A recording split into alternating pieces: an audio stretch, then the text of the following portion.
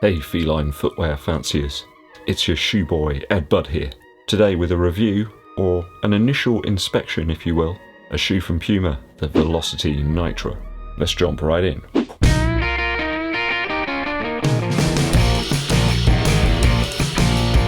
A new daily shoe from Puma, this one guys. You've probably been hearing some buzz surrounding it. It's got their Nitro Foam and some real bite in the outsole. Stats are 307 grams in my UK size 11, so that's 10.8 ounces in a US size 12. 8mm drop from heel to toe.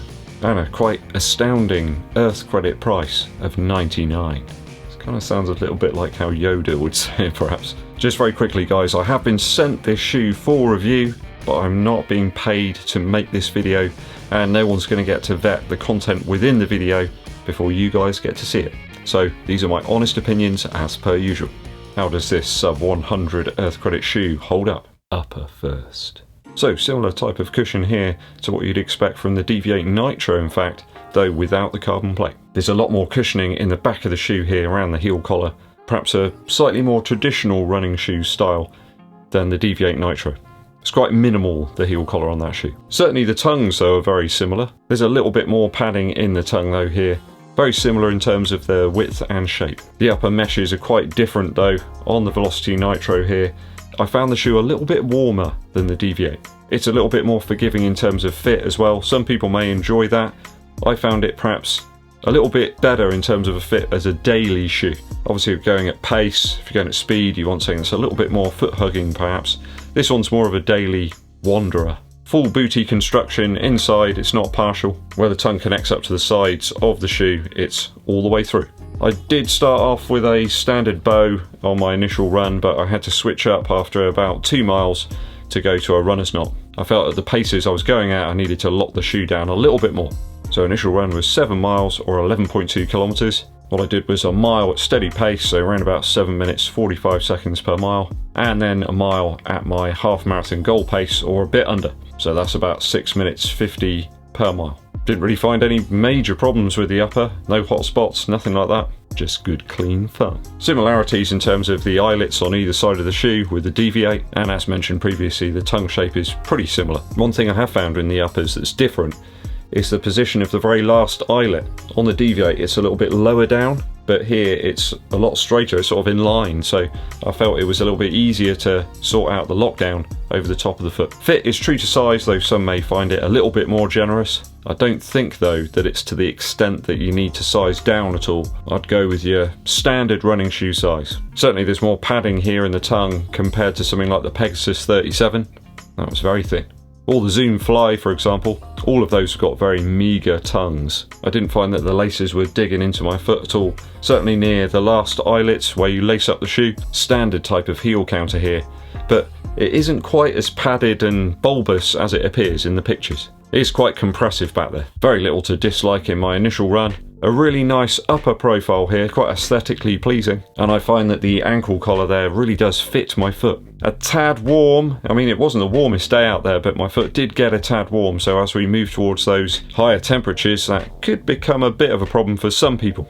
I guess it depends on your climate. But vastly better dimensions in terms of fit than the Asics Nova Blast or the Peg 37. It toasts that one. It's just more toe box room here, and if you're buying the shoe for daily use, it's probably what you want. Probably closer to the Reebok Energy 3 actually, in terms of fit and feel. So my friends, I'm going to give this a 2.6 out of 3 for the upper after my initial run. Before we get into the next section of the video guys, if you haven't done so already, it really helps the channel out if you'd hit that subscribe button, and also click the bell below for notifications of when we launch those new videos. And give us a thumbs up, it helps to spread the word. Midsole time.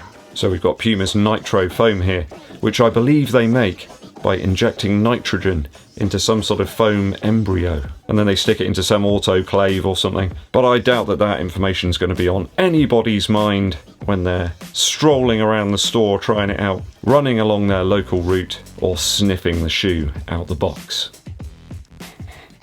It's good. I'm right, aren't I? Foam itself is very quick to return to shape, quite snappy. Think turtles in a creek. I certainly found it very invigorating at pace actually. I wasn't expecting that. I went out on a 7 mile run. I initially thought, let's just keep things nice and steady, but Didn't happen. So that initial effort had 3 miles at my half marathon goal pace, but I was getting way under that. I think 6 minutes 50 per mile, or about 4 minutes 15 per kilometre. I have to say I was bowled over like a skittle, or a pin if you live in the USA. I think I actually prefer the feel in this one to the Deviate Nitro, in fact. You know, I always talk about range, well, this one's got it. Though perhaps you're having to put a little bit more effort to get to those paces than you would in the Deviate Nitro, obviously without the carbon plate here. Though, as a training option, top notch. There is that strange plastic piece here that people keep asking me about. I think it's just there to provide a little bit more stability in the heel, considering how compressive the foam is. It doesn't run too far, only about a couple of inches down towards the front of the shoe. I guess similar in implementation to the part plate that you find in the Adizero Adios Pro. It's just there to provide a little bit of stability in a platform in the heel. There is a firmer foam featured in the heel there. It's quite tough to say that. I think it's probably there to enhance durability in the long run, no pun intended. And again, really the midsole's quite hard to fault. Infinitely more stable underfoot than the Asics Nova Blast, a more cushioned, forgiving ride than you get in the React of the Pegasus 37, and far more engaging than something like the Infinity Run, for example. I guess I'd be interested to see how this one pairs up against the Mach 4 from Hoka. I'm always just a little worried about Hoka uppers though, they just don't really seem to fit me that well. So a quite versatile shoe, the Velocity Nitro, with quite a varied range of paces that it can handle, a midsole for multiple purposes. All of this at under 100 Earth credits. Really, Puma?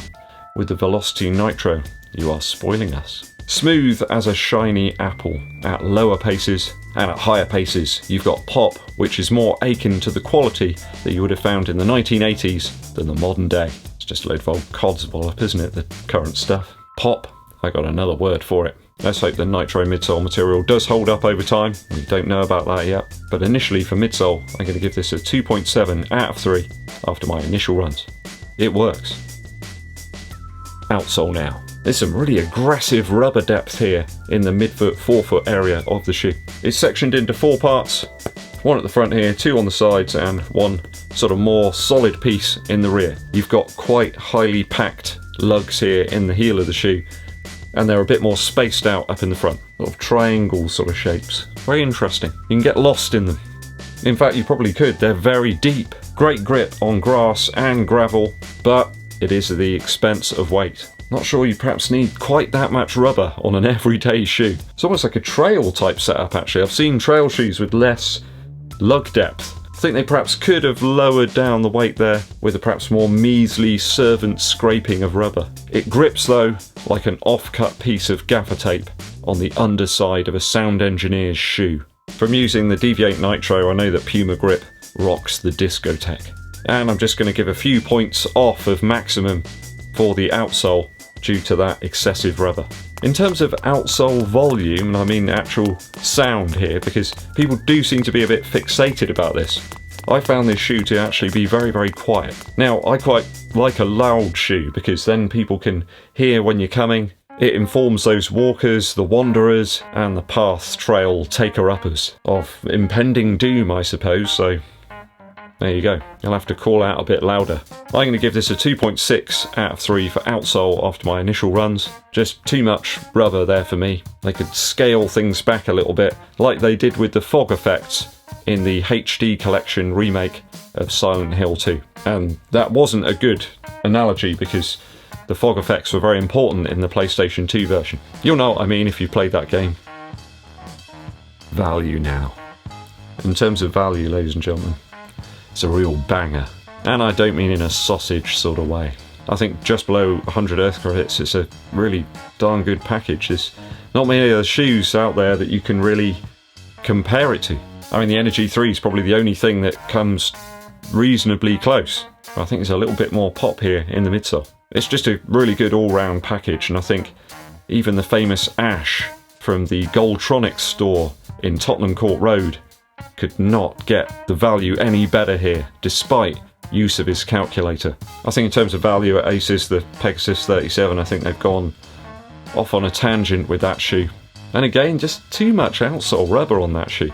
Out the box, I just think this is a better shoe. Way more versatile for me, certainly, than the Asics Nova Blast and more stable to boot. In the mix there with the Energy 3 perhaps, although that's got a slight weight advantage over this one. Only around 10 grams or so, but some people are very, very fixated on that. So I'm just transferring the news to you. Just feel it's got a little bit more pop perhaps than the Energy 3. But very hard to beat in terms of the versatility stakes. Sub 100 is a tough area to compete in, but I think Puma have nailed it. I'm going to give it a 3 out of 3 in terms of value. I really don't think you can go too far wrong. I think it's available now at places like Sports Direct, so thanks Mr. Ashley. And also Start Fitness as well. They got some multiple colours as well, you don't have to have red. So if I've totaled the scores up correctly, that gives us a 10.9 out of 12 after my initial run for the Puma Velocity Nitro.